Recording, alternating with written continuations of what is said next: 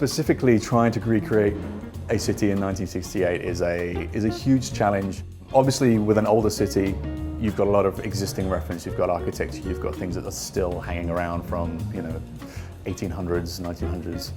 Where I think we spent an incredible amount of time being diligent is in getting all of the little details right. I think it was easier for us to sort of adapt the city, ignore the stuff that was built later and craft that, but it's down to things like, well, is the font on the road markings correct? What color do they use for the road markings?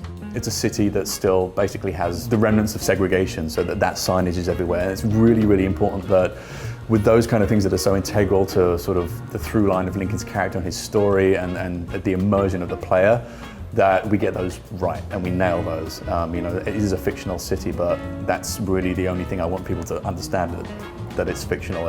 Everything else needs to have that sort of authenticity and realism.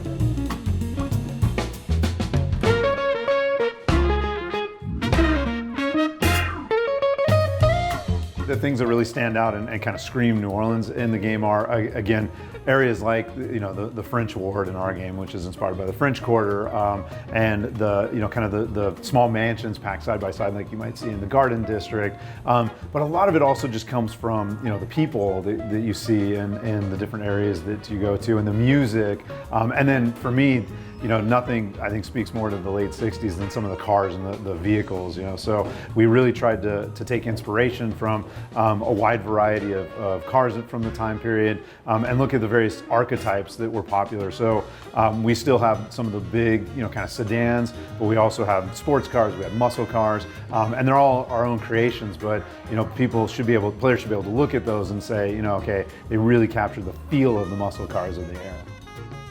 I hope the players, once they start the game, they boot the game for the first time and they spend even just 5 or 10 minutes in the game, I hope that they just feel like they're there, like they're in New Bordeaux in 1968. And I hope that they stay there for the entire experience. We've worked so hard to make you feel like you're immersed in that world from minute one of the game. I just hope people, get lost in that.